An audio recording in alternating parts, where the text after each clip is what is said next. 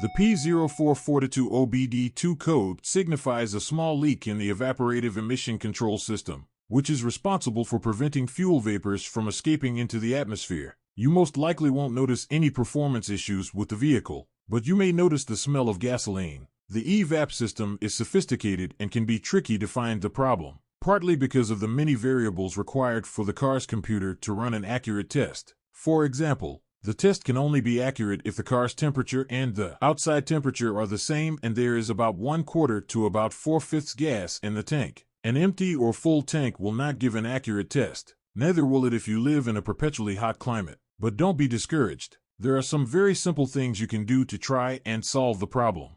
To fix the P0442 code yourself, first, inspect the gas cap and ensure it is tightly sealed. Often that's all it is. A loose or damaged gas cap can cause the code to trigger, so replacing it if necessary can resolve the issue. If the gas cap is not the problem, you can check the hoses and connections in the evaporative emission system for leaks or damages. Look for cracks or disconnections and repair or replace any faulty parts. For more advanced DIYers, you can perform a smoke test on the system to detect leaks. This involves introducing smoke into the system and observing where it escapes. Once you locate the leak, you can repair or replace the affected components. Fixing the P0442 code yourself requires basic automotive knowledge and tools. Inspecting and replacing the gas cap and checking hoses for leaks are tasks that can be done with ease. However, performing a smoke test may require more advanced skills and equipment. If you are unsure or uncomfortable, it is recommended to consult a professional mechanic who can diagnose and fix the issue for you.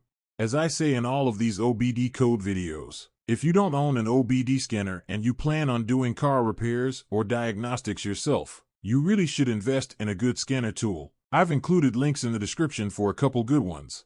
We hope this video was helpful. If so, please give it a like. If you have any questions, please let us know in the comment section below, and of course, if you want more videos like this, please click subscribe. Thanks for watching and best of luck on your repair.